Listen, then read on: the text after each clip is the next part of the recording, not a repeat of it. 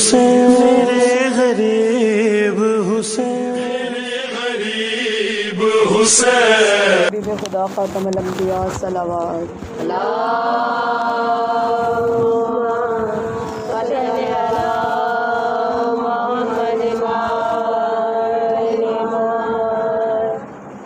علی و اولاد علی صلوات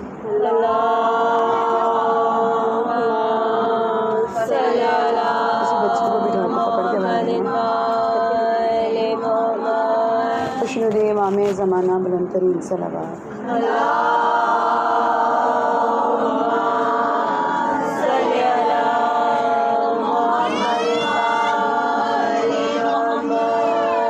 سورہ فاتحہ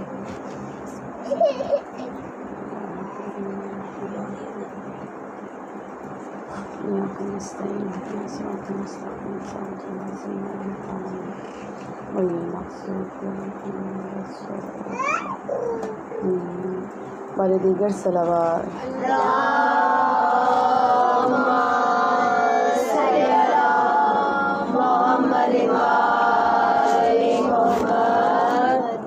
اعوذ باللہ من الشیطان الرجیم بسم اللہ الرحمن الرحیم اللہم صلی ولیک الحجۃ ابن الحسن صلواتک علیہ وعلی آبائہ فی ہذہ الساعۃ وفی کل ساعۃ ولیاً وحافظاً وقائداً وناصراً ودلیلاً وعینا حتی تسکنہ الزکاة وتمتعہ فیہا طویلا برحمتک یا ارحم الراحمین.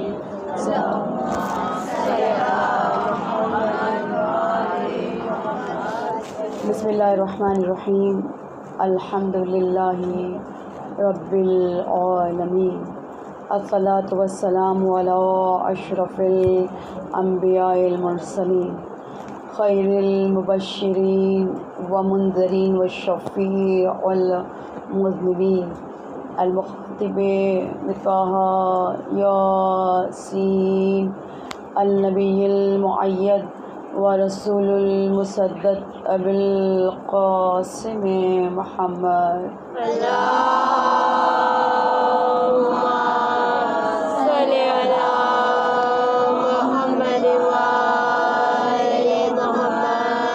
ثم الصلاة والسلام على آلہ الطیبین الطاہرین المعصومین المعصومین. اما بعد فقد قال اللہ تبارک وتعالی فی الکتابہ المبین.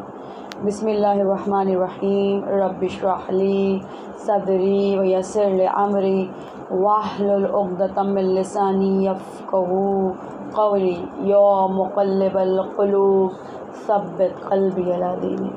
بسم اللہ الرحمن الرحیم فمن یعمل مثقال ذرۃ خیرا یرہ ومن یعمل مثقال ذرۃ شرا یرہ. صلوات محمد.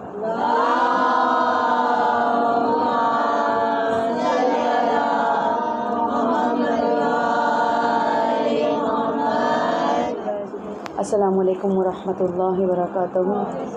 بے شک تمام تر تعریفیں اس پروردگار عالم کے لیے جو تمام تر عمل کی بہترین جزا دینے والا ہے. غالباً مجھے ایسا لگ رہا ہے کہ دوسری آیت میں نے ایک لفظ حذف کر دیا. وَمَن یعمل مثقال ذرۃ شرًا یرہ. ممکن ہے، ہو سکتا ہے صحیح پڑھا ہے، ہو سکتا ہے مجھے ایسا لگا کہ میں نے شاید ایک لفظ غلط پڑھ دیا ہے. بہرحال بے شک تمام تر تعریفیں اس پروردگار عالم کے لیے، خالق کائنات کے لیے، اس رحیم اور کریم رب کے لیے کہ جو اپنے بندوں پہ بہت مہربان ہے، بہت مہربان. وہ بندوں کی توبہ کو قبول کرتا ہے اور اس کا ایک نام ہے غفور. اللہ تعالیٰ غفور الرحیم ہے. غفور کے جو معنی ہیں وہ درگزر، معاف کرنے والے، اور غفور جو ہے صیغہ مبالغہ ہے. کیسا معاف کرنے والا ہے وہ ایسا معاف کرنے والا ہے. اگر میں آپ کو ایک مثال دوں کہ جیسے مثلاً آپ ایگزام دیتے ہیں، ٹھیک ہے، ایگزام میں جو ہمارا اسٹینڈرڈ ہے، گورنمنٹ کا اسٹینڈرڈ یہ 100 میں سے 33 نمبر والا پاس ہوتا ہے. ٹھیک ہے، ہم نے پیپر دیا, ہمارے نمبر آئے 23 نہیں آئے, پیپر دیا بہرحال دیا. تو یہ جو 15 نمبر ایکسٹرا دے کر, ٹھیک ہے, غفور ہمیں پاس کرائے گا. غفور ہے, وہ معاف کرنے والا, گزر کرنے والا ہے. البتہ کچھ چیزیں ایسی ہیں جو اس کے اپنے معاملات کی ہیں, اس میں اس نے بہت چھوٹ دی ہے, لیکن جو بندوں کے معاملات کی ہیں اس میں اس نے چھوٹ نہیں دی ہے. جب بندے معاف نہیں کریں گے, اللہ معاف نہیں کرے گا. اور معصوم اپنی دعا کے اندر فرماتے ہیں, امام زین العابدین علیہ الصلاۃ والسلام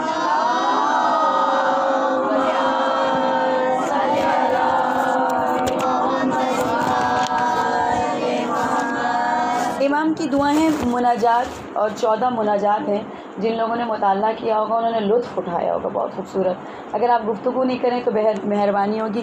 4 لوگ ہیں, 4 لوگ بھی گفتگو کریں گے تو میری ایک مشکل ہے. میں نے شاید جو لوگ مجھے سنتے ہیں وہ جانتے ہیں کہ یہاں بیٹھ کے اول تو سب نظر آتے ہیں, دوسری کہ مجمع زیادہ بھی ہو تو میں یہ بات ضرور کہتی ہوں, اس لیے کہ ایک تو بہت بڑی عبادت ہے, دوسری یہ کہ جو پڑھنے والا ہوتا ہے وہ ڈسٹرب ہوتا ہے, اس کا جو کانسنٹریشن ہے وہ ادھر ادھر جاتا ہے. گفتگو کی ظاہر ہے کبھی کبھی ہوتا ہے, کسی بچے کو دیکھ رہے ہیں, کبھی کسی بچے کو بلانا ہے, کبھی ضروری بھی ہوتی ہے گفتگو. ایسا نہیں کہ ہم بلا وجہ ہی گفتگو کر رہے ہوتے ہیں, ضروری بھی ہوتی ہے بعض اوقات گفتگو, لیکن بہرحال تھوڑی سی احتیاط کی جائے. کبھی کبھی ایسا ہوتا ہے آپ کو بہت ضروری کوئی بات کرنی ہوتی ہے.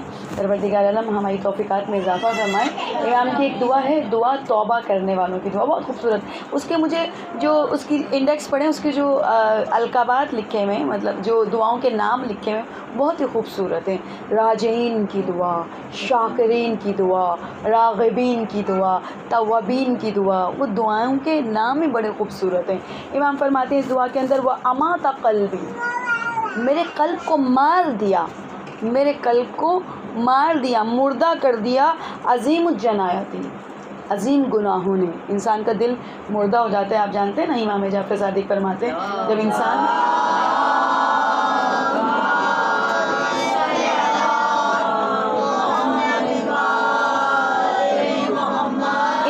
کرتا ہے, ایک سیاہ نقطہ دل میں بنتا ہے, اور پھر گناہ کرتے کرتے کرتے کرتے دل سیاہ ہو جاتا ہے, پھر نصیحت کا اثر نہیں ہوتا. آپ بہت سارے لوگوں کو دیکھیں گے کہ وہ سنتے ہیں, ان کے اوپر اثر نہیں ہوتا, انہیں کہتا کوئی فرق نہیں پڑتا.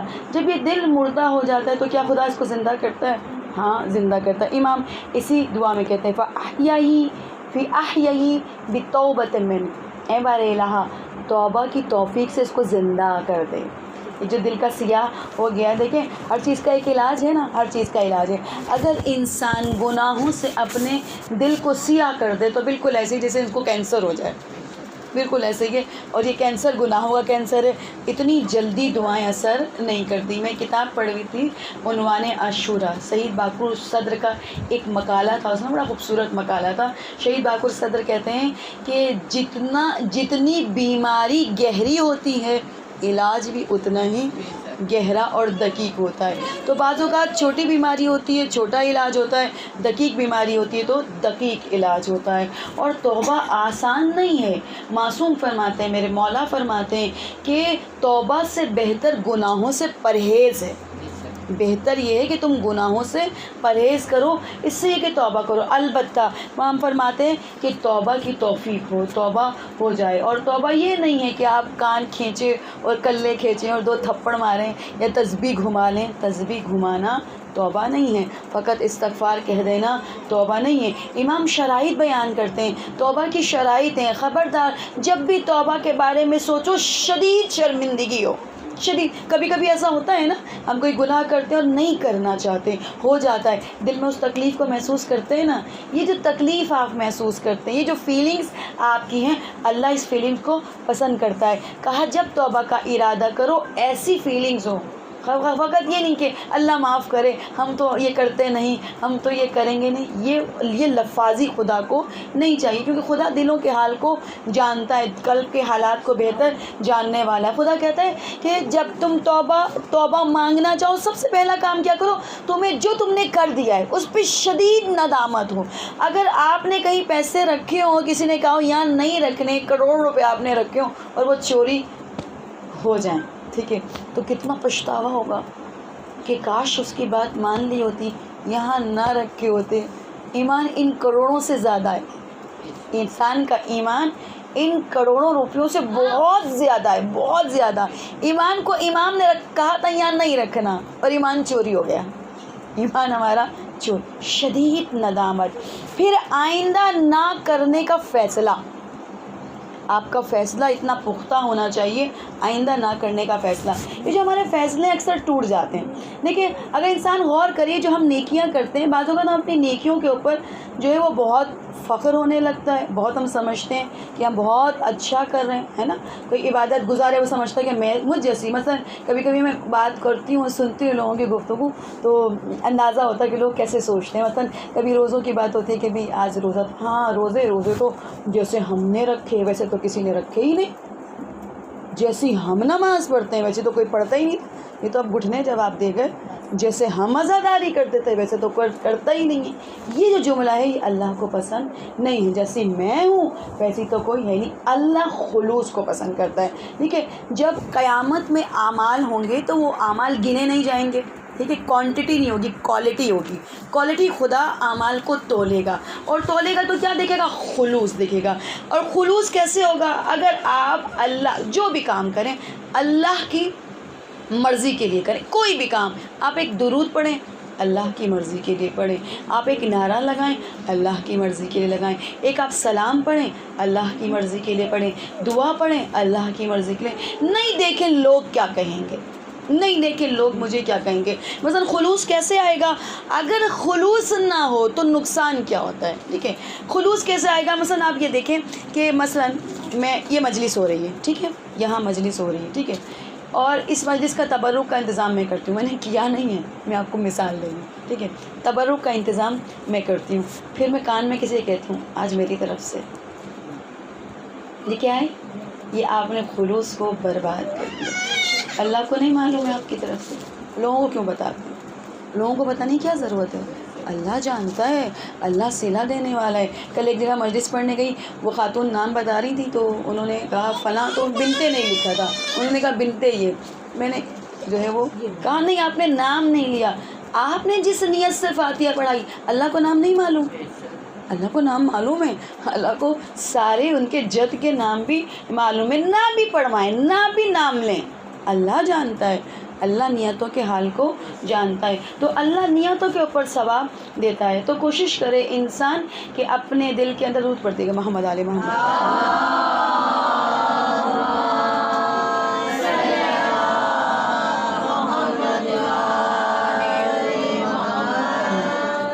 جب بھی خدا سے توبہ کرے گناہ نہ کرنے کا ارادہ کر لے کہ اب یہ آئندہ گناہ نہیں کرے گا. اور جو جسم کے اندر جو گوشت پوست بنا ہے، اگر خدا نخواستہ حرام کا گناہ کیا، حرام کھایا ہے، تو کہا اتنے روزے رکھے، اتنے توبہ کرے کہ وہ گوشت گل جائے، جسم سے ختم ہو جائے. ایسی توبہ اللہ کو چاہیے. پھر کہا پرہیز زیادہ بہتر ہے. مولا فرماتے ہیں پرہیز اس سے زیادہ بہتر ہے. گناہوں سے بچیں، اس سے زیادہ بہتر ہے. دل کو زندہ کرنے کی کوشش کریں، دل مردہ نہ ہو. درود پڑھتے گا محمد علی محمد.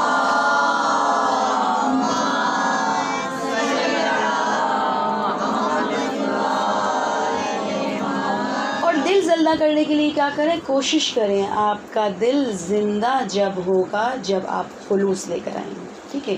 ہر کام کو اللہ کے لیے کریں، ہر کام اللہ کے لیے کریں. اگر میں تھوڑی سی بھی نمائش کروں گی میرا برباد. کیسے برباد ہوگا؟ آپ دیکھیں میں نے آپ کو بتایا تھا انشاءاللہ ہمارا یہ موضوع 3 منٹ کی قیامت، اس میں سے ہم کچھ واقعات کو اٹھاتے رہیں گے تاکہ ہمیں پتہ چلے ہمارا حساب و کتاب کیسے ہوگا. کل میں نے آپ سے بیان کیا تھا کس طرح ہمارا حساب و کتاب ہوگا. تو کہتا ہے کہ میں اپنی کتاب کو کھول رہا تھا اور میں نے جو ہے وہ 3 صفحہ کھولا اور اس کے اندر لکھا ہوا تھا کہ کسی نفس کی جان بچائی. میں سمجھ گیا، میں واقعے کو جانتا تھا. دیکھیں اگر انسان کے دل میں خلوص نہیں ہوتا تو ہوتا کیا ہے. کہا میں جانتا تھا میں نے یہ کیا کام انجام دیا. مجھے یاد آ گیا کہ ایک مرتبہ ہم سیر و تفریح کے لیے بیچ کے لوگ، ہم جو فوجی تھے سارے، ہم فوجی سارے جو تفریح کے لیے ایک جگہ سے گزر رہے تھے تو ہم ایک نہر کے پاس سے گزرے. نہر جو تھی وہ بہت تیز چل رہی تھی، اس کا بہاؤ جو تھا وہ بہت تیز تھا. ابھی ہم تفریح کر رہے تھے، اتنی دیر میں نے دیکھا کہ ایک بچہ جو ہے وہ اس نہر کے اندر گر گیا. جیسے ہی بچہ نہر کے اندر گرا تو میں دوڑا. ٹھیک ہے, مومن کی نشانی یہ ہے کسی کو مصیبت میں مبتلا نہیں دیکھ سکتا. آپ جانتے ہیں معاویہ نے ایک زمانے میں امام حسن کے شیعوں کو پکڑنے کی کوشش کی. کہا شیعہ کیسے پتہ چلے گا؟ کہا جہاں بھی امام حسن کا شیعہ نظر آئے اسے قید خانے میں ڈال دو, اسے قتل کر دو. کہا کیسے پتہ چلے گا امام حسن کا شیعہ ہے؟ ایسا کرو, گڑھا کھودو اور اس کے اوپر گھاس ڈال دو, جو بھی بندہ اس میں گرے گا, جو سب سے پہلے مدد کے لیے بھاگے گا وہ شیعہ ہوگا. یہ شیعہ کا افتخار تھا, آج نہیں ہے. آج اس طرح مدد کے لیے نہیں بھاگتے. شیعہ کا افتخار تھا, وہ مدد کے لیے بھاگتا تھا. درود پڑھ دے گا محمد علیہ محمد.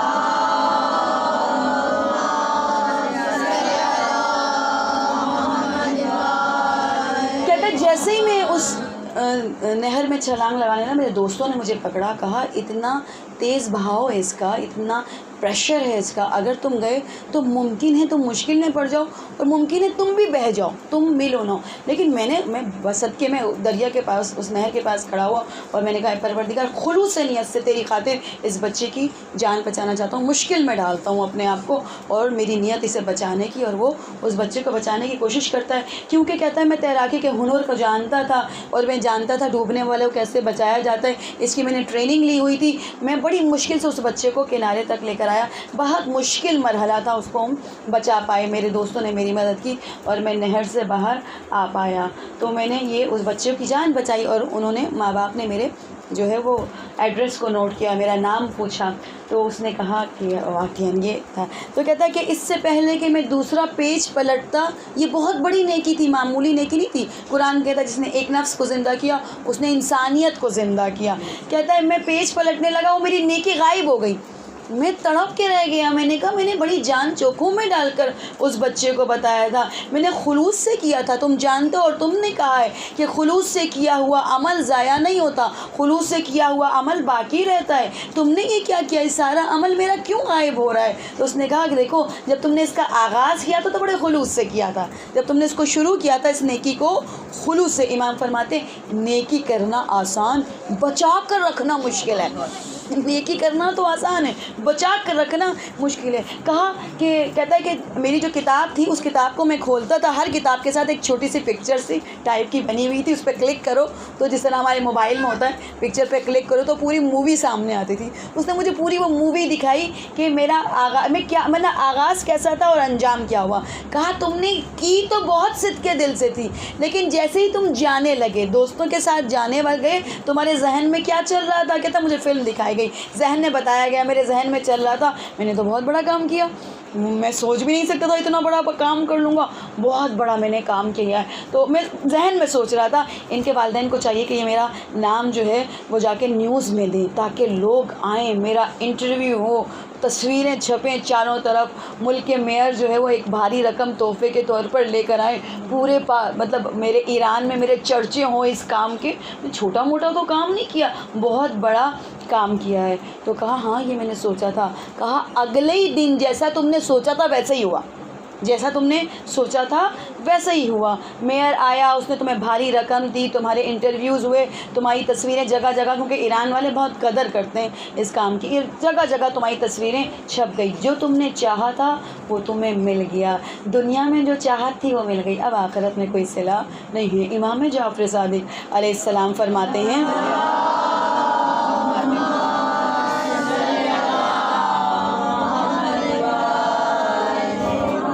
فرماتے ہیں اگر تمہیں معلوم ہو جائے کسی نیکی کا صلہ تمہیں یہاں نہیں ملا, وہاں کیا ملے گا؟ تم کہو گے اللہ یہاں کچھ بھی نہ ملے, کینچی سے کاٹ کو کچھ بھی نہ ملے. کبھی کبھی ہم سوچتے ہیں نا, دنیا میں ہماری بہت ساری اس طرح کی وشز ہوتی ہیں, بھائی میں نے تو ساس کی اتنی خدمت کی, ملا کیا؟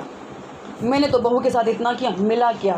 میں نے اپنے بچے کا اتنا کیا, ملا کیا؟ یہ جو ملا کیا ہے نا, اس کو اللہ کے اوپر رکھ دیں تو اتنا ملے گا کہ آپ نہال ہو جائیں گے, کیونکہ وہ تھوڑا سا لیتا ہے بہت زیادہ دیتا ہے. وہ ایسا رب ہے, بہت تھوڑا لیتا ہے بہت زیادہ دینے والا ہے. تو اپنی کوئی بھی, ہم اولاد کی تربیت کرتے ہیں, اولاد کو پالتے ہیں, اور اولاد جو ہمیں چھوڑ کے چلی جاتی ہے تو ہم کہتے ہیں کتنی محنت کی تھی. نہیں, اللہ کے لیے کریں. اللہ آپ نے تربیت سکھائی, اس کی نسلیں صحیح ہوں گی اللہ کے لیے. کوئی بھی کام, شوہر کی خدمت کریں اللہ کی. کبھی جب ہم بندوں سے اجر مانگتے ہیں نا تو انسان ٹھوکریں کھاتا ہے. بندوں سے اجر مانگنے والا ٹھوکریں کھاتا ہے، اللہ سے اجر مانگنے والا ملکوتی سفر کرتا ہے۔ اللہ سے جو اجر مانگتا ہے وہ بلندی کی طرف جاتا ہے، تو ہمیشہ اللہ سے اجر مانگیں۔ یہ کربلا کے جتنے بھی جوان جو کربلا کے اندر شہید ہوئے، انہیں کیا ملنے والا تھا؟ بہت ساری جائیداد کو چھوڑ کر آئے تھے، بہت ساری دولت کو چھوڑ کر آئے تھے۔ اجر مانگے، غور کیجیے گا ذرا، میں ابھی جو ہے وہ شاید کہ آیت اللہ شریعتی کو ہی پڑھ رہی تھی۔ آیت اللہ شریعتی کہتے ہیں کبھی کبھی ایسا ہوتا ہے، وہ کسی مجلس کے اندر ہمیں کچھ ایسی باتیں بری بھی لگ رہی ہوتی، ہر وقت تو اچھی نہیں لگتی نا، نصیحت بری بھی لگتی ہے۔ تو کہا میں ایک دوست کے گھر گیا، دوست نے، میں نے اس سے پوچھا، اس کا مرغہ تھا، مجھے بڑا پسند تھا۔ آپ کو پتا صبح اذان، مرغے کی اذان جو ہے نماز شب والے وقت میں ہوتی ہے۔ جو لوگ مرغوں کی اذان سے تھوڑا سا واقف ہوں گے انہیں پتا ہوگا صبح کی اذان سے تقریباً 20 منٹ پہلے، 25 منٹ پہلے جو ہے یہ مرغہ اذان دیتا ہے۔ وہ کہتا ہے یار تمہارے پاس تو بڑا اچھا مرغہ تھا، تم نے یہ مرغہ کہاں کیا؟ اس نے کہا کہ بھائی محلے والے بہت تنگ آئے ہوئے تھے، یہ مرغہ اذان دیتا تھا، لوگوں کی نیند خراب ہوتی تھی، لوگوں نے، محلے والوں نے بڑا شکایت کی کہ بھائی یہ ہمیں جو ہے ہماری نیند کو خراب کر دیتا ہے، تو لہٰذا اس مرغے کا کچھ کرو۔ تو میں نے، مجھے حلال کرتے ہوئے دکھ ہوا کہ میں اس کو کاٹ دوں، تو میں نے اس کو بیچ دیا، میں اس کو بیچ کر آ گیا۔ تو کہتے ہیں وہاں سے میری بات سمجھ میں آئی، آیت اللہ چہرتی بڑے مزے کی بات کرتے ہیں، کہتے ہیں وہاں سے مجھے بات سمجھ میں آئی، جو بھی انسان کو بیدار کرتا ہے یا بک جاتا ہے یا مار دیا جاتا ہے، جو بھی انسان کو بیدار کرنے والا ہے یا وہ بک جائے گا یا اسے مار دیا جائے گا۔ تو یہ بہت بڑی نعمت ہے۔ یہ دیکھیں، یہ مجلس بھی بیداری کے لیے ہے نا، یہ مجلس کس کے لیے؟ نہ رونے کے لیے ہے، نہ فقط جنت کمانے کے لیے، یہ بیداری کے لیے۔ بیدار ہوں گے تو امام زمانہ کے لشکر میں شامل ہوں گے، بیدار نہیں ہوں گے تو لشکر میں شامل نہیں ہوں گے۔ آپ اس بیداری کے اندر دیکھیں، ہم شیعہ اس بات پر مکمل طور پر قائم ہے کہ ہم ناموں سے نفرت نہیں کرتے، ہم شخصیت سے نفرت کرتے ہیں۔ ٹھیک ہے، شخصیت خراب ہوتی ہے، ہم شخصیت کو برا جانتے ہیں۔ اس لیے نام دیکھیں، مولا کائنات کے بیٹے کا نام ہے عثمان، امام حسن علیہ السلام کے بیٹے کا نام ہے باقر۔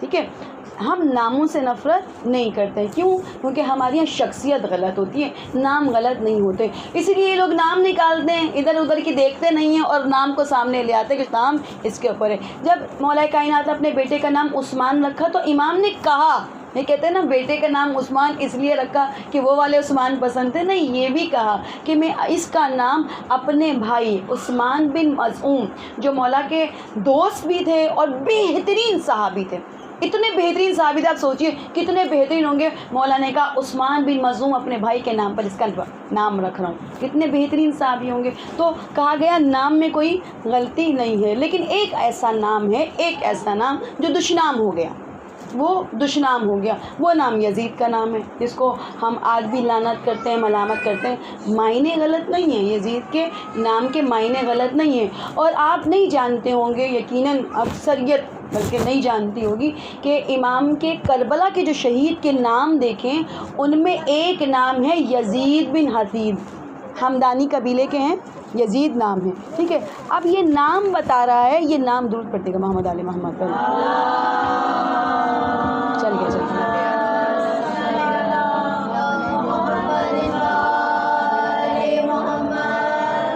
یہ ہمدانی قبیلے کے تھے اور یہ یمن سے تھا، اور امام زمانہ نے زیارت ناہیہ میں سلام کیا، یزید بن حسین بن حمدانی مشرقی، یہ مشرق سے تھے، باقاعدہ امام نے نام لے کر سلام کیا۔ یہ نام لے کر سلام کرنا بتا رہا ہے ناموں سے نفرت نہیں ہوتی ہماری، یہ نام لے کر سلام کرنا بتا رہا ہے۔ شہید ہوئے امام کے اس قافلے میں تھے، ظہر سے پہلے یہ شہید ہوئے۔ انہوں نے کہا، امام جب دیکھ رہے تھے قافلے والے پیاس ہے اور 7 محرم سے پانی بند ہو گیا ہے، تو انہوں نے جا کر کہا، تم جانتے ہو اس رسول کے بیٹے کو پیاسا رکھا ہے جو بشیر بھی ہیں اور نذیر بھی ہیں، تم بشیر اور نذیر کے بیٹے کو پیاسا رکھتے ہو، تمہارے جانور بھی پانی پی رہے ہیں، کتے اور سور بھی پانی پی رہے ہیں، اور امام کو اس پانی سے دور رکھا ہوا ہے۔ شیخ نے کہا تم کچھ اور بات کرو، حسین کو نہ پانی دیں گے، نہ دیا ہے نہ دیں گے۔ کہا اگر نہیں دیا ہے تو جنگ کے لیے تیار ہو جاؤ،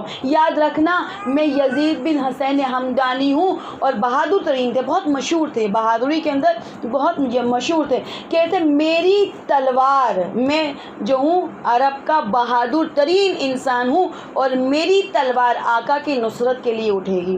اور میں تمہیں بتاؤں گا کہ آقا کی نصرت کیسے کی جاتی ہے. میں اپنے آقا کی نصرت کرنے کے لیے اور ان کے سامنے شہید ہونے کو سعادت کے علاوہ کچھ نہیں سمجھتا. یہ سعادت ہے میرے لیے, یہ بہترین سعادت ہے. یزید ہمدانی جو ہے وہ ظہر سے پہلے شہید کر دیے گئے. بہرحال بہت سارے لوگوں کو فنار کرتے ہوئے گئے اور شہید کر دیے گئے. کیا جزا ملی ان کو؟ جزا ملی امام زیارت ناہیہ میں. دیکھیں جب امام کسی کو سلام کریں اور وہ زیارت مشہور ہو جائے تو فقط امام سلام نہیں کرتے, جو زیارت ناہیہ پڑھتا ہے وہ سب سلام کرتے ہیں. ٹھیک ہے, اور امام کی سلامتی لفظی نہیں ہے. ہماری سلامتی لفظی ہے, السلام علیکم, بعد میں اسی کی برائی کر رہے ہوتے ہیں, بعد میں اسی کی غیبت کر رہے ہوتے ہیں. جبکہ سلام یعنی میں آپ کے لیے سلام تھی, میں آپ کو پہلے ہی بتا چکی ہوں, لیکن ہم السلام علیکم کے بعد ساری دشمنی نکال دیتے ہیں. امام کا سلام ایسا نہیں ہے. امام کا سلام ہے السلام علیکم یعنی سلامتی سلامتی, ہم آپ کے لیے سلامتی ہی سلامتی. امام سلام کرتے ہیں جب کسی کو تو وہ مقام چھوٹا مقام نہیں ہے, بہت بلند مقام ہے. اس سلامتی کو پانے کے لیے آپ اس فرش ادا پر آئیں تو دعا کریں. ابھی آپ یہ سن رہے ہوں گے حضرت عباس کا وہ دعائیہ کلمات سن رہے ہوں گے کہ اگر آپ سکینہ کا واسطہ دیں تو آپ کی دعائیں رد نہیں ہوتی. کس کو؟ باب الحوائج, وہ جو حاجتوں کا دروازہ ہے, وہ جو حاجتیں جہاں قبول ہوتی ہیں, باب الحوائج کہا. ان کو واسطہ دیں کس کا؟ کیوں؟ اتنے بہادر, اتنے غیرت مند چار بھائی ہیں ان کے, شہید ہونے والے 4 بھائی, جعفر, عبداللہ, عثمان اور عباس. یہ چاروں ام البنین کے بیٹے ہیں جو کربلا کے اندر شہید ہوئے اور چاروں بہادری سے لڑے. حضرت عباس کی روایتوں میں ہمارے بعض جگہ 32 لکھی ہے, بعض جگہ 29 لکھی ہے, لیکن باقی بیٹوں کی جو عمر لکھی ہوئی ہے, ایک کی عمر 22 سال ہے, ایک کی عمر 21 سال ہے, ایک کی عمر 19 سال. جناب علی اکبر سے 1 سال بڑے ہیں, جوان کڑیل جوان ہیں. ام البنین کے بیٹے کڑیل جوان, قربان کر دیا. اور سلام اس ام البنین کو جب جنت البقیع میں بیٹھ کر رویا کرتی تھی. کہا جب کوئی دشمن بھی گزرتا تھا ان کے بین سے روتا تھا. وہ 4 قبریں بناتی تھی جنت البقیع میں بیٹھ کر, 4 قبریں بناتی تھی اور 4 قبروں سے کہتی تھی جعفر تجھ پر نہیں رہوں گی, عبداللہ تجھ پر بھی نہیں رہوں گی, عثمان تجھ پر بھی نہیں رہوں گی, عباس تجھ پر بھی نہیں رہوں گی, حسین پر رہوں گی. مجھے حسین پر ماتم کرنے کے لیے پیدا کیا گیا, میں حسین کے غم میں رونے والی ہوں. اس طرح رویا کرتی تھی, اس طرح گریا کرتے تھے. کوئی گزرتا تھا تو دیکھتا تھا, آنسوؤں کے ساتھ روتا تھا. کہتی تھی مجھے بنین نہ کیا کہا کرو, میرے بیٹے نہیں رہے. عباس سے سر پر گرز لگا ورنہ دودھ نہ بخشتی. میرا آقا چلا گیا, اپنے آقا کو رہوں گی. آپ دیکھیے ویسے تو بیٹے لگتے ہیں نا, ام البنین کے بیٹے لگتے ہیں, لیکن کیا محبت تھی. پہلے اس طرح مجالس نہیں ہوتی تھی جس طرح آپ مجالس کرتے ہیں. امام زین العابدین اپنے گھر میں بیٹھ کے تنہا روتے ہیں, رباب دھوپ میں بیٹھ کر تنہا روتی ہیں. جناب ام البنین جنت البقیع میں تنہا روتی ہیں بیٹھ کر. اللہ نے ہمیں کرم دیا ہے, ہمیں یہ مجلس عطا کی ہے کہ ہم روتے ہیں. رونے کے لیے جگہ بنائی ہے, رونے کے لیے ایک محفل بنائی ہے, ایک انداز بنایا ہے کہ ہم رو پاتے ہیں. یہ مجلس عزا یقیناً اگر ان آنسوؤں کے ساتھ دعا مانگے. یہ عباس علمدار, آپ کو وفاؤں کا سلطان کہا جاتا ہے, آپ وفاؤں کے سلطان ہیں. اپنی وفا کا تھوڑا سا حصہ ہمیں عطا کر دیں تاکہ ہم اپنے زمانے کے امام کے وفادار ہو جائیں گے. کیسے وفادار تھے حضرت عباس, 7 محرم کے بعد خیمے کے قریب نہیں گئے. میرے مولا جب آخری رخصت کے لیے عباس آئے تو کہا تم تو خیمے میں آتے نہیں ہو. کہا کیا کروں آقا, بچوں کی العطش میرے قلب سے برداشت نہیں ہوتی, میرے قلب پہ گرا ہے, میں العطش کو برداشت نہیں کر سکتا. اور جب پانی کا موقع آیا, اجازت کا موقع آیا, پہلی مرتبہ بچوں کے خیمے میں داخل ہوئے اور ننھی سی بچی نے اپنے نیلے سے ہونٹ دکھائے. چچا یہ ہونٹ دیکھ رہے ہیں, پیاس کی شدت سے ہو گئے. میرے مولا نے ایک گود میں, ایک ہاتھ میں جناب سکینہ کو اٹھایا اور مشق سکینہ کو لے کر چلے. جانتی تھی جناب سکینہ, جانتی تھی کوئی پانی لانے والا ہے تو میرے چچا عباس ہیں, لیکن عجیب ہوئی قسمت, پانی نہیں پہنچا. اور سکینہ نے جناب عباس کے بعد پانی مانگا بھی نہیں۔ امام حسین جب رخصت کے لیے آئے ہیں اور جانے لگے، سکینہ سمو سے لپٹی ہوئی ایک ہی جملہ گئی، اے گھوڑے تو میرے بابا کو نہ لے جا، مجھے پانی نہیں چاہیے۔ اے گھوڑے جو بھی جاتا ہے میدان میں واپس نہیں آتا، میں اپنے بابا کو نہیں بھیجوں گی۔ جناب سکینہ یتیم ہو گئی۔ یتیم ہونے کے بعد آپ جانتے ہیں جیسے ہی شمر کا پہلا تماچا پڑا، جناب سکینہ نے تڑپ کر کہا، چچا عباس،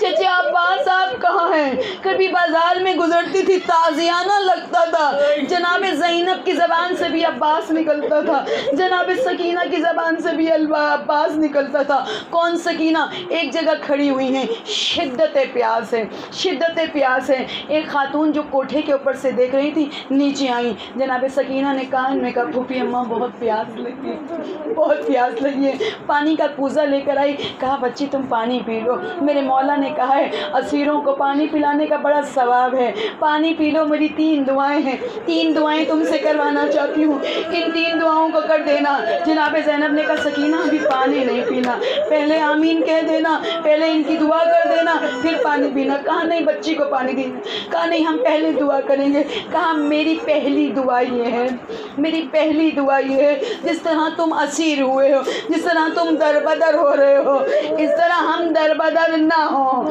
میری بیوی نے کہا سکینہ آمین کہو۔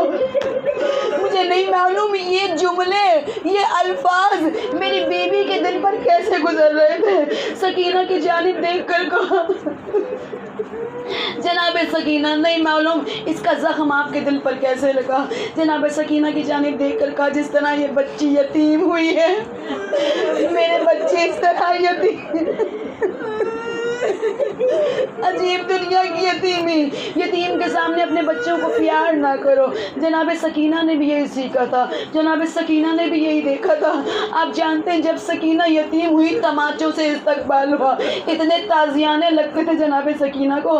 ایک مرتبہ جناب سکینہ تازیانے کھا کر خون میں بھری ہوئی جناب سجاد کے پاس آئی اور ایک عجیب جملہ کہا، دل کھول کے پرسہ دیجیے گا، عجیب جملہ کہا،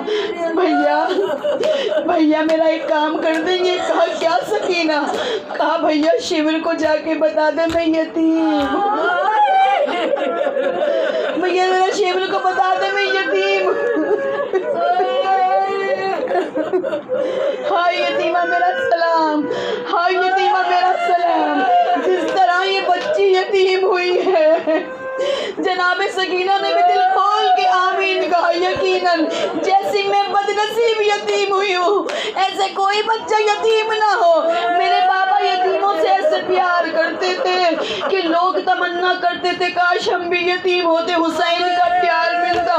میں اسی حسین کی بدنصیب بیٹی ہوں، جب میں اپنے بابا کو یاد کرتی ہوں تو چہرے پہ تماچے لگتے ہیں، تازیانے مارے جاتے ہیں۔ کہا خاتون آپ اپنی آخری دعا کریں۔ کہا تو مجھے دعا کر دیں، آپ دعا کر دیں خدا مجھے مدینے جانا نصیب کرے۔ مدینے کا نام آیا، میری بیوی تڑپ کر رہ گئی۔ کہا مدینے کس لیے جانا چاہتی ہو؟ کہا میرے آقا حسین ہیں، اپنے آقا کے دیدار کے لیے جاتی ہوں۔ کہا حسین کے علاوہ بھی کسی کو جانتی ہو؟ کہا ہاں میری شہزادی زینب ہے، میرے آقا کی بہن ہے شہزادی زینب ہے۔ کہا کیا ان کو جانتی ہو؟ کیا چہرے کو پہچانتی ہو؟ کہا کیوں نہیں جانوں گی، کیوں نہیں جانوں گی، میں نے ان کے گھر میں نوکری کی ہے، میں ان کی کنیز بن کر رہی ہوں، کیسے نہیں جانوں گی؟ کہا اگر دیکھو گی تو زینب کو پہچان لو گی۔ کہا بالکل پہچان لو گی۔ میری بیوی نے چاروں طرف دیکھا، بالوں کو ہٹا کر کہا امن مجھے نہیں پہچانا، میں ہی تیری آقا دادی زینب ہوں، وہ جو نو کے نیزے پر بلند ہے وہ حسین۔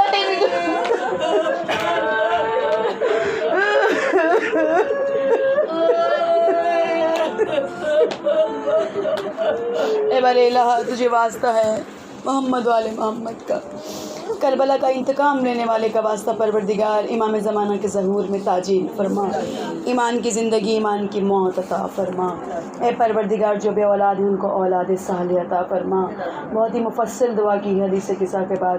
پروردگار عالم ان تمام دعاؤں کو اپنی بارگاہ میں قبول فرما۔ پروردگار بچیوں اور بچوں کے نصیب کو بہترین قرار دے، باللہ دنیا اور آخرت کے امتحان میں کامیابی نصیب فرما، سوائے اپنے کسی کا محتاج نہ بنا۔ اے پروردگار تجھے واسطہ محمد آل محمد کا، اس گھر میں جتنے لوگ بیٹھے ہوئے ان سب کے گھروں میں اپنی برکتیں اور رحمتوں کا نزول فرما، جہاں جہاں جلوس اٹھ رہے ہیں پروردگار حفاظت فرما۔ اے پروردگار تجھے واسطہ محمد آل محمد کا ہم سے وہ کام کروا جس سے امام زمانہ راضی ہو جائے۔ اے پروردگار اگر تو نے اسی سال اسی مہینے میں امام کا ظہور رکھا ہے تو ہمیں امام کے لشکر میں شامل فرما۔ اے پروردگار امام کے دیدار سے ہماری آنکھوں کو منور فرما۔ پروردگار بے جرم و خطا اسیروں کو رہائی کی خبر عطا فرما۔ پروردگار پردیسیوں کو خیریت سے اپنے وطن میں لیا، پردیسیوں کو صحت و سلامتی عطا فرما۔ پروردگار جو لوگ بھی جو تمنا لے کر اس فرش عزا پر بیٹھے ہیں بارگاہ اپنی بارگاہ میں اسے قبول فرما۔ ربنا تقبل منا انک انت السمیع العلیم وسیعلم الذین ظلموا ای منقلب